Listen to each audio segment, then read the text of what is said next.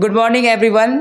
जैसा कि मैंने अपने पिछली क्लासेस में आप लोगों को क्लास 10th की हिस्ट्री का फर्स्ट चैप्टर स्टार्ट किया था, जिसमें मैंने PYQ क्वेश्चन सॉल्व कराए थे आपको। आज हम उसी चैप्टर को कंटिन्यू कर रहे हैं और स्टार्ट करते हैं हम अपने चैप्टर को। हम जो मेन आपका कोर जो सब्जेक्ट है क्लास 10 CBSE का, उस टॉपिक्स को और पूरी कहानी को समझेंगे और इस कहानी को कंटिन्यू लेके चलेंगे और पूरे चैप्टर को कवर करेंगे एकदम एज अ स्टोरी। आप नोट्स बनाते चलें और समझते चलें, ठीक है। तो चलते हैं हम अपनी स्टोरी को और अपनी चैप्टर को स्टार्ट करते हैं। देखिए, चैप्टर है the rise of nationalism in Europe. Rise of nationalism in Europe यानी कि यूरोप में राष्ट्रवाद का उदय। देखो, राष्ट्रवाद का मतलब क्या होता है, पहले ये समझिए। राष्ट्रवाद का मतलब होता है कि जब हम ये कंसीडर कर लें कि मेरा ये देश है, हम अपने अंदर अपने देश के प्रति सम्मान, रिस्पेक्ट की भावना ले आएँ। फॉर एग्जांपल मैं आपको बताता हूँ, आप देखिए जब भी कहीं भी मैच होता है, क्रिकेट मैच हो या कहीं भी, तो जब दो टीमें आपस में खेल रही होती हैं ना, तो देखिएगा हम लोग कैसे बोलते हैं कि वी विन, इंडिया जीत रही है, या जो भी कंट्री के लोग हैं वहाँ पे हमारा दिखता है नेशनलिज्म, अपने देश को आगे बढ़ने का। वही है नेशनलिज्म की फीलिंग, राष्ट्रवाद की फीलिंग। तो ठीक है, चलते पढ़ते हैं, आज हम ये चैप्टर को स्टार्ट करते हैं। ओके, चैप्टर है फ्रेंच रेवोल्यूशन। अगर इस कहानी को क्लास 9 में अगर आप लोगों ने रिकॉग्नाइज किया हो तो कुछ याद हो पिछले साल, जब तक सिलेबस हमारा जो नया अपडेट हो गया है, लेकिन उससे पहले हम लोग क्लास 9 में ये पढ़ा करते थे। चैप्टर 1 में हमारा स्टोरी था फ्रेंच रिवोल्यूशन। तो देखो, फ्रेंच रिवोल्यूशन के समय में हमारी ये कहानी थी कि सबसे पहले वहाँ मोनार्की था। मोनार्की माने राजतंत्र था, राजा का शासन होता था, राजा ने ही सारे डिसीजन जो था राजा ही लेता था, राजा के हाथ में ही सारा पावर था। तो मोनार्की था फ्रेंच में यानी फ्रांस में, और फ्रांस में एक रिवोल्यूशन हुआ जिसका नाम पड़ा फ्रेंच रिवोल्यूशन। और ये रिवोल्यूशन जो था पूरे फ्रांस को बदल के रख दिया। कैसे? इस फ्रेंच रिवोल्यूशन ने क्या किया कि मोनार्की सिस्टम को चेंज करके रिपब्लिक ले आए। रिपब्लिक समझ रहे ना, जनता का शासन आ गया। यानी कि पहले मोनार्की था। देखो याद रखना, यूरोप में अगर सबसे पहले कहीं कोई घटना घटी थी तो फ्रांस में घटी थी। और फ्रांस जो था उसने समझो चिंगारी का काम किया, आग वहाँ जली और उसकी चिंगारी पूरे के पूरे यूरोप के सभी देशों पे पड़ी। यूरोप एक पूरा कॉन्टिनेंट है, महाद्वीप है, और उसके सभी छोटे छोटे जितने भी कंट्री थे आसपास के सभी पे पड़ी। तो फ्रांस में सबसे पहले जो घटना हुई वो मोनार्की हुई। या क्या हुआ कि वहाँ मोनार्की था और मोनार्की को वहाँ की जनता ने क्या क्रांति करके ना बदल के रख दिया रिपब्लिक में, जनता का शासन आ गया। तो इस कहानी को एक बार देखते हैं, ठीक है। 1789, अगर डेट याद हो किसी को तो 14 अप्रैल 1789 यानी 1789 को फ्रांस में एक क्रांति होती है जिसका नाम पड़ता है फ्रेंच रिवोल्यूशन। और ये फ्रेंच रिवोल्यूशन जब होता है रिपब्लिक हो जाता है। और 1797 में उसके 8 साल के बाद एक आदमी फ्रांस में एंटर करता है जिसका नाम था नेपोलियन बोनापार्ट। नेपोलियन बोनापार्ट क्या करता है, सबसे पहले 1797 में, क्योंकि मोनार्की अब खत्म हो गया, रिपब्लिक हुआ, लेकिन रिपब्लिक मतलब जनता संभाल नहीं पा रही थी पूरे शासन को। अचानक से राजा का तबादला हो गया, राजा रहा नहीं, उसका गद्दी हट गया, वो ख़त्म हो गया। अब उसको संभालना, पूरे फ्रांस को संभालना बड़ा मुश्किल हो रहा था, आपस में ही झगड़े चल रहे थे रिपब्लिक में। तो इसका फ़ायदा उठाया 1797 में नेपोलियन पूरी दुनिया को जीतते हुए आ रहा था। और 1797 में उसने क्या किया कि फ्रांस पर इन्वेजन किया। इन्वेजन मैंने आक्रमण किया, अटैक किया, और अटैक करके क्या किया उसने, फ्रांस को अपने कब्जे में ले लिया 1797 में। देख रहे हैं, 89 में लड़ाई हुई, जनता का शासन हो गया, और 97 में नेपोलियन बोनापार्ट का अटैक हुआ। फ़ायदा उठाया उसने, देखा कि अब यहाँ पे कोई सिस्टम चल नहीं, ना राजा है नहीं, कोई स्ट्रांग है नहीं, तो इसने इस चीज़ का फ़ायदा उठाया और फ्रांस पर अटैक कर दिया। और जैसे ही फ्रांस पे अटैक किया, आक्रमण किया, उसको अपने कंट्रोल में ले लिया, और 1799 में वो एंटर कर जाता है फ्रांस में। यानी फ्रांस उस देश के अंदर भी एंट्री करता है, वहाँ के सारे एडमिनिस्ट्रेटिव में भी एंट्री कर जाता है पूरी तरह से।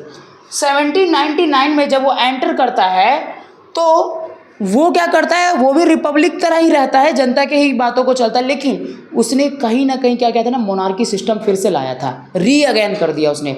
जो मोनार्की सिस्टम जनता ने ख़त्म किया था, वो मोनार्की सिस्टम उसने 1799 में दोबारा इंट्रोड्यूस किया। लेकिन ये जो मोनार्की था ना, थोड़ा अलग था कि जनता का भी शासन रहता था और बोनापार्ट, नेपोलियन बोनापार्ट खुद भी अपने आप को डिक्टेटर की तरह, राजा की तरह फील करने लग गया था।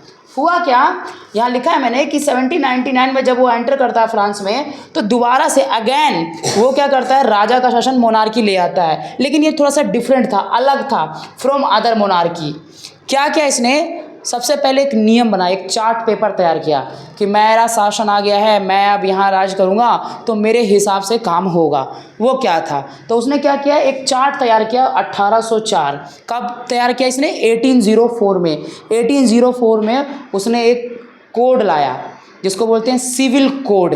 जनता के लिए एक चार्ट पेपर तैयार किया, एक राइट्स तैयार किया। जैसे बोलते हैं ना कि हमारा एक फंडामेंटल राइट्स का चार्ट पेपर तैयार हुआ, ये संविधान बना है, वैसे ही नेपोलियन ने अपना एक सिविल कोड बनाया। कब, 1804 यानी 1804 में, जिसका नाम पड़ा सिविल कोड या नागरिक संहिता। इसमें उसने नियम लिखा कि जनता का क्या क्या शासन होगा, जनता के क्या राइट्स होंगे, जनता क्या चीज़ को फॉलो करेगी। ये एक तरह से आप नोटिस करिए, वो जनता को राइट्स तो दे रहा है, लेकिन दूसरी तरफ पता है वो क्या कर रहा है, दूसरी तरफ वो फ़ायदा भी उठा रहा है, वो एक तरह से अपने आप को राजा भी कंसीडर करवा रहा है। ओके, तो चलिए आगे हम 1804 सिविल कोड्स के बारे में जानते हैं। ठीक है, ओके चलिए।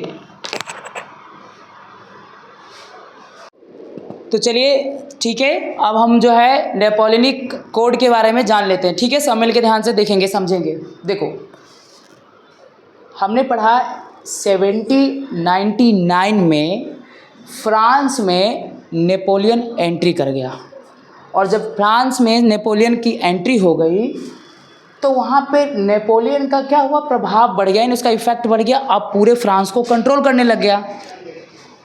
कहते हैं कि उसने क्या किया, जो डेमोक्रेसी था उस डेमोक्रेसी को चेंज करके एक तरह से डिक्टेटरशिप ले आया, यानी एक डी को करके दूसरा डी ले आया। जो रिपब्लिक हुआ था, डेमोक्रेसी हुआ था, उसको डिक्टेटरशिप में ले आया, जिसको हम मोनार्की भी बोलते हैं। क्योंकि अभी मैंने बताया ना आपको, नेपोलियन जो है अपने पावर को जो है यहाँ पे बहुत ज़्यादा यूज़ में ला रहा था, पावर को अपना इन्फ्लुएंस बढ़ाते जा रहा था। तो उसने एक कोड लाया जिसका नाम पड़ा नेपोलियनिक कोड ऑफ 1804, या उसको सिविल कोड ऑफ 1804 बोलते हैं। 1804 की नागरिक संहिता या नेपोलियनिक कोड ऑफ 1804 बोलते हैं। उसने एक चार्ट बनाया, एक चार्ट पेपर तैयार किया कि किस जनता को क्या क्या अधिकार रहेगा, ये नियम बनाया उसने फ्रांस में। जब वो आ गया, अपना शासन करने लग गया, तो उस चार्ट पेपर में जो चीज़ उसने मेंशन किया है, उसके कुछ गुड चीज़ें थी और कुछ बैड चीज़ें, तो वो मैं बताता हूँ। बढ़िया चीज़ क्या था उसका और ख़राब चीज़ क्या था, यानी गुड क्या था, बैड क्या था। देखो, गुड ये था कि सबसे पहले उसने क्या किया, जो फ्यूडल सिस्टम था उसको एबॉलिश कर दिया। फ्यूडल सिस्टम आपको समझ में आ रहा है कि याद है, फ्यूडल सिस्टम में जो 1 स्टेट 2nd स्टेट वाले होते थे, जो बड़े बड़े जमींदार होते थे, वो जमींदार का सिस्टम ख़त्म कर दिया। क्या हो, कोई भी फ्यूडल सिस्टम नहीं होगा। पहले तो फ्यूडल सिस्टम ख़त्म किया उसने। दूसरा, ये मैं अभी उसकी गुड चीज़ें बता रहा हूँ जो उसने अच्छा काम किया, कि ये फ्यूडल सिस्टम ख़त्म कर दिया। क्या वो कोई जो सुपीरियर नहीं होगा, सबको बराबर बना के रख दिया इसने। दूसरा, फ्री पीजेंट्स, किसानों को मुक्त कर दिया फ्रॉम सर्फडम। सर्फडम बोलते हैं फ्रांस में, इसका मतलब होता था बंधुआ मजदूरी। किसी के यहाँ ज़बरदस्ती पकड़ के आप उसको कोई काम नहीं करवा सकते हैं। ये काम जो है उसने ख़त्म कर दिया, कि बोला आज के बाद फ्रांस की कोई जनता किसी बड़े आदमी के यहाँ, किसी भी बड़े परिवार के यहाँ जो है बंधुआ मजदूरी नहीं करेगी। यानी सबसे बड़ा काम उसने क्या, सर्फडम, उसको फ्रांस की भाषा में बोलते हैं सर्फडम, ख़त्म करवा दिया उसने, कि आज के बाद कोई किसी के यहाँ मजदूरी नहीं करेगा। बंधुआ मजदूरी पकड़ के जो ज़बरदस्ती काम करवाते थे वो एबॉलिश कर दिया, ख़त्म कर दिया, यानी किसानों को आज़ाद कर दिया। ये भी बहुत अच्छा काम किया उसने। तीसरा, उसने क्या किया, जो ट्रांसपोर्टेशन सिस्टम था और कम्युनिकेशन सिस्टम वो लागू कर दिया, इम्प्लीमेंट कर दिया। ट्रांसपोर्ट और कम्युनिकेशन बेहतर कर दिया, बढ़िया बना दिया। उसके बाद यहाँ मैंने अगला पॉइंट लिखा है, 3 पॉइंट्स वहाँ हो गए। 4th पॉइंट देखिए, abolish privilege based on birth. याद है आपको, फ्रांस में एक नियम था कि 1st स्टेट 2nd स्टेट और 3rd स्टेट, जो जिस स्टेट में जन्म लेगा उसको अपने आप राइट मिल जाता था। कि अगर राजा के घर पैदा हुआ है तो 1st स्टेट में, वो राजा का ही बेटा है तो उसको उसी तरह से राइट मिल जाता था, अधिकार। कोई गरीब के यहाँ पैदा हुआ है तो गरीब का ही होगा। तो उन्होंने क्या किया, नेपोलियन ने एक बड़ा अच्छा काम किया कि एबॉलिश कर दिया उसने privileges of based on the birth, कि आज के बाद जन्म के आधार पर कोई अधिकार नहीं होगा। ये नहीं कि जन्म हुआ राजा के यहाँ तो आपको सबसे सारा राइट मिला हुआ है, आपको सारा अधिकार मिल गया। नो, राइट्स जो है जन्म के आधार पर अब नहीं मिलेगा। दूसरा, 5वां पॉइंट कहता है इक्वालिटी बिफोर लॉ, कानून के सामने सब बराबर होंगे। और कानून कौन था उस समय? खुद नेपोलियन ही था। तो नेपोलियन के नज़र में जो थे सब बराबर होंगे, चाहे कोई भी हो, मंत्री, राजा या खुद नेपोलियन या फिर रिपब्लिक, सब बराबर होंगे उसके नज़र में। ये किया उसने, ये उसका गुड थिंग्स था।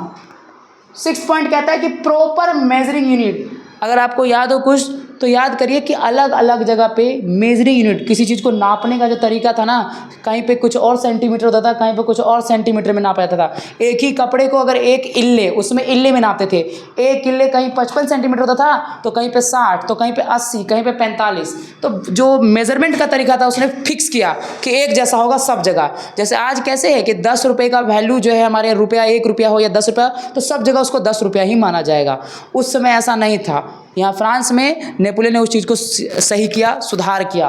और यहाँ लिखा है उसने कि प्रॉपर मेजरिंग यूनिट, 1 इल्ले जो होता था 55.1 सेंटीमीटर जो था, जो कि क्लोथ्स को मेजरमेंट करने के लिए, कपड़ों को नापने के लिए यूज होता था, वो उसने फिक्स कर दिया कि 1 इल्ले का मतलब होगा 55.1 सेंटीमीटर, जो पूरे फ्रांस में होगा। और 7th पॉइंट है कि गिल्ट रेस्ट्रिक्शन रिमूव। ग्रुप, याद करिए जब रिपब्लिक आया था तो एक नियम आ गया था कि ग्रुप बना के नहीं रह सकते हैं, एक जगह ग्रुप बना के आप कहीं बैठ नहीं सकते हैं। ये नियम जो है उसने ख़त्म कर दिया, रेस्ट्रिकेट कर दिया, ख़त्म कर दिया। अब आता है इसका बैड थिंग्स। बैड क्या किया इसने? सबसे पहले देखो, इंट्रोड्यूस सेंसरशिप। बड़ा इंपॉर्टेंट पॉइंट है। सेंसरशिप का मतलब प्रतिबंध लगा देना। किस चीज़ पर? न्यूज़पेपर पर, खबर पर। आप किसी न्यूज़पेपर सेंसरशिप लगाने का मतलब यही था कि आप कोई भी नेपोलियन के बारे में गलत चीज़ नहीं छापेंगे। सेंसरशिप का मतलब ही होता है प्रतिबंध लगा देना, रेस्ट्रिकेट लगा देना, कि आप नेपोलियन और नेपोलियन के साम्राज्य के बारे में कुछ भी गलत ना लिखेंगे, ना छापेंगे। जैसे भारत में ब्रिटिश आए थे ना, तो वो अपने बारे में कुछ नहीं सुनना चाहते थे, उन्होंने भी सेंसरशिप लगा दिया था कि भारतीय लोग हमारे बारे में कुछ उल्टा सीधा नहीं लिख सकते हैं, कोई भी, चाहे वो हम गलत करें चाहे सही करें, आप नहीं लिखेंगे। तो ऐसे ही नेपोलियन ने क्या कहा कि मैं जो कुछ भी करूँगा आप जो है नहीं छापेंगे। Introduce censorship. तो सबसे पहले तो उसने सेंसरशिप लगा दिया। आगे है right to vote not given to women. महिलाओं को राइट छीन लिया, जबकि याद करिए फ्रांस की लड़ाई में महिलाएं भी आगे बढ़ी थी साथ में लड़ने के लिए, लेकिन उसने क्या किया नेपोलियन ने कि महिलाओं से वोट का राइट छीन लिया। नेक्स्ट है right to property not given to women. महिलाओं को जो प्रॉपर्टी का राइट मिलना चाहिए था वो राइट नहीं मिला, वो राइट ख़त्म कर दिया गया। बोला कि आज के बाद महिलाओं को कोई राइट्स नहीं होगा। यानी 2 राइट्स तो ऐसे ही ख़त्म कर दिया कि वोट का भी राइट नहीं होगा और प्रॉपर्टी का भी राइट नहीं होगा। महिलाओं को एकदम ये नेगलेक्ट करते जा रहा था। इसके बाद force requirement in army. France में जो युवा लोग थे, यूथ थे, लड़के थे, उनको ज़बरदस्ती पकड़ पकड़ के आर्मी में भर्ती करवा रहा था, क्योंकि उसको दूसरे कंट्री को जीतना था। ज़बरदस्ती पकड़ के, इच्छा से नहीं कि आप मैं खुद चाहता हूँ ज्वाइन करना आर्मी में, नहीं, उसको पकड़ पकड़ के नेपोलियन ज़बरदस्ती आर्मी में भर्ती करा रहा था, ज़बरदस्ती अपनी आर्मी में रिक्वायरमेंट्स ले रहा था। क्यों? क्योंकि उसको एक दिन क्या करना था, लड़ना था, दूसरे देश से जीतना था। वो उसको वर्ल्ड वॉर की तरह कहानी तैयार कर रहा था, उसको पूरा वर्ल्ड जीतना था। तो इसलिए ज़बरदस्ती पकड़ के, क्योंकि सेना में ज़रूरत होती लोग, जितना ज़्यादा लोग रहेगा, आर्मी पावर रहेगा, आप उतना ही स्ट्रॉन्ग रहेंगे वो कंट्री।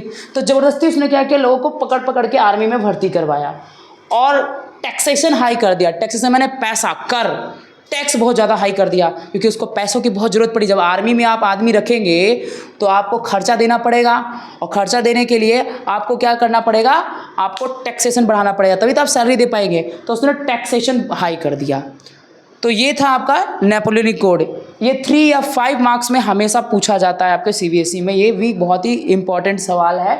इसको आप बहुत अच्छे से इसके पॉइंट्स जो है, गुड थिंग्स बैड थिंग्स, एकदम कंपेयर कर लेंगे और सीख लेंगे। ठीक है, तो आप ये नोट्स बना लेंगे जल्दी से। ठीक है,